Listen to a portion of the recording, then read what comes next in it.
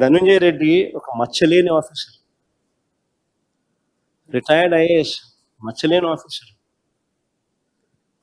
పాపం ఆయన కొడుకు పెళ్లి సంబంధాలు చూస్తున్నాడు, తీసుకొచ్చి ఆయన జైల్లో పెట్టాడు. కృష్ణమోహన్ అన్న ఓ రిటైర్డ్ ఆర్డీఓ, ఓ మచ్చలేని ఆఫీసర్. ఆయన కూడా ఆయన కూతురుకు ఈ మధ్యకాలంలో పెళ్లి ఖాయమైంది.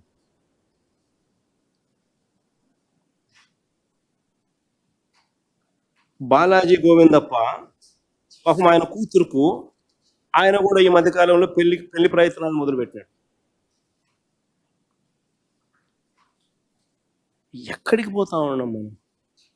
ఇంకొక ఆఫీసర్ పిఎస్ఆర్ ఆంజనేయులు, డీజీ స్థాయి ఆఫీసర్, ఐపీఎస్, తీసుకొని వచ్చి జైల్లో పెట్టారు. Never in the history of Andhra Pradesh you have seen IAS IPS జైల్లో పెట్టడం. పిఎస్ఆర్ ఆంజనేయులు ఐపీఎస్, డీజీ స్థాయి అధికారిని జైల్లో పెట్టారు. ఆయనకు పాపం ఆయన రెండో కొడుకు పెళ్లి ఖాయమైంది.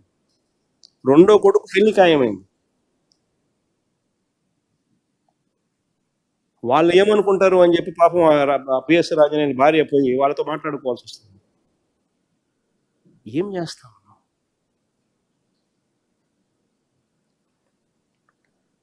సునీల్, డీజీ స్థాయి officer, IPS Sunil Kumar IPS, DG స్థాయి దళిత్ ఆఫీసర్, సస్పెండ్ చేసినారు, హరాస్ చేస్తున్నారు, కేసులు పెట్టినారు. Sanjay, additional DG, Dalit officer, suspended, harassed, కేసులు పెట్టినారు. విజయ్ పాల్ ఏఎస్పీ, తప్పుడు కేసులతో అరెస్టు, హరాస్మెంట్. కాంతిలాల్ రాణా, ఐజీనా డిఐజీనా, IPS, IG IPS. Vishal Gunni, senior IPS, ఇద్దరు suspended and harassment. Joshua IPS, SP, కేసులు పెట్టి harassment. Ravishankar Reddy IPS, senior IPS. Raghuram Reddy IG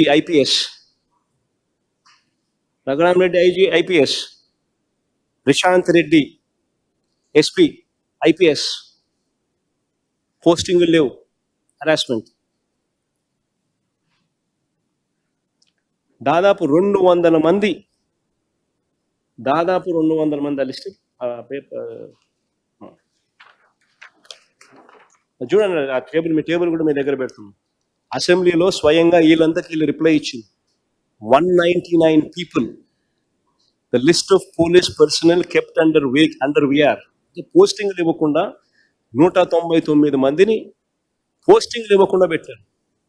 వీళ్ళే అసెంబ్లీలో ఒక క్వశ్చన్కు రిప్లైగా ఇచ్చినారు.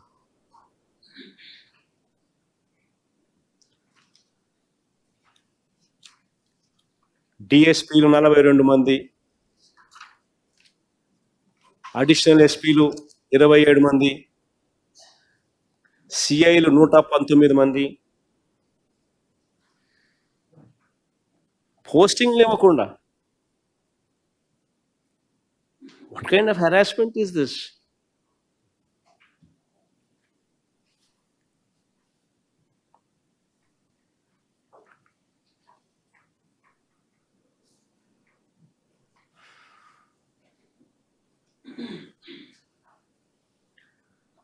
అసలు నిజమైన స్కామ్స్టర్ ఎవరు? ఇది ఫండమెంటల్ క్వశ్చన్. నిజమైన స్కామ్స్టర్ ఎవరు? చంద్రబాబు గారు కాదా అని అడుగుతా ఉన్నా. 2014 నుంచి 19 మధ్య చంద్రబాబు చేసిన లిక్కర్ స్కామ్ మీద చంద్రబాబు నాయుడు గారు బెయిల్ మీద లేడా అని అడుగుతా ఉన్నా. యాజ్ ఆఫ్ నౌ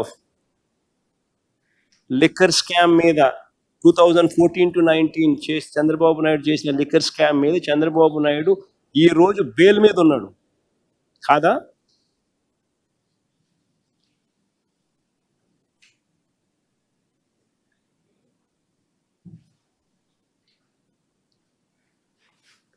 ఆ రోజు ఆ రోజు చంద్రబాబు నాయుడు చేసిన స్కామ్ చెప్తా చూడండి.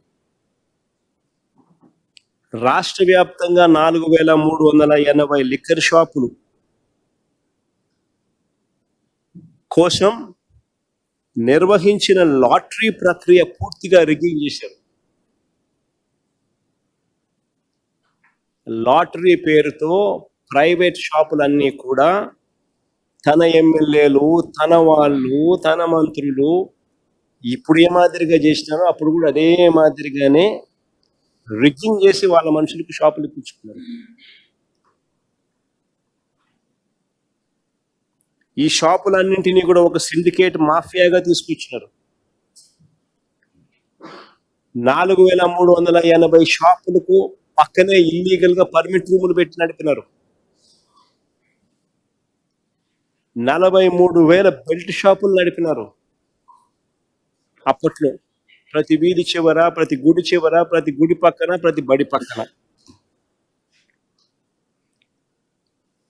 అక్కడ ఇప్పటి మాదిరిగానే ఎంఆర్పి కన్నా 20 రూపాయల నుంచి 30 రూపాయల రేటుకి ఎక్కువ రేటుకి అమ్మారు. అప్పుడు కూడా ఇదే మాదిరిగానే ప్రైవేట్ కంపెనీలు, ప్రైవేట్ షాపులు, ఈయన మాఫియాలో భాగమైన ఈయన ప్రైవేట్ షాపుల సిండికేట్ ఈయనకు కావలసిన డిస్టిలరీలకు మేలు చేసే విధంగా వీళ్ళు ప్లేస్మెంట్ ఆఫ్ ఆర్డర్ చేసినారు. తనకు నచ్చిన డిస్టిలరీ నుంచే కొనుగోలు చేసేట్టుగా ఈ ప్రైవేట్ షాపుల తన మాఫియా చేత తనకు కావలసిన కంపెనీల చేత ఇండెంట్ ప్లేస్ చేయించినారు. తనకు కావలసిన కంపెనీలకే ఇండెంట్ ప్లేస్ చేయించినారు ఈ ప్రైవేట్ షాపుల చేత. తనకు కావలసిన కంపెనీలకి తాను ఇండెంట్ ప్లేస్ చేయించినందువలన 2015 నుంచి 19 మధ్యలో చంద్రబాబు నాయుడు గారు 5 కంపెనీలకు 69%, 5 కంపెనీలకు 69%, 5 కంపెనీస్ ఆర్డర్లు దక్కాయి. కొన్ని బ్రాండ్లకు మాత్రమే కృత్రిమ డిమాండ్ సృష్టించాడు, కొన్ని బ్రాండ్లకు మాత్రమే ఆర్టిఫిషియల్ డిమాండ్ సృష్టించినాడు. మొత్తం టైలర్ మేడ్ పద్ధతిలో ఈ వ్యవహారం అంతా నడిచింది. ఫర్దర్గా 2014లో నవంబర్లో జీవో నెంబర్ 993 ప్రకారం రెవెన్యూ డిపార్ట్మెంట్ ఏర్పాటు చేసిన కమిటీ సిఫార్సులకు బేఖాతరు చేస్తూ జీవో నెంబర్ 993 రెవెన్యూ డిపార్ట్మెంట్ ఏర్పాటు చేసిన కమిటీ సిఫార్సులను బేఖాతరు చేస్తూ కమిటీ సిఫార్సులకు వ్యతిరేకంగా డిస్టిలరీల కెపాసిటీ కొన్నింటికి ఎక్స్క్లూజివ్గా చంద్రబాబు పెంచుతూ అనుమతులు ఇచ్చినాడు against the recommendation of the committee.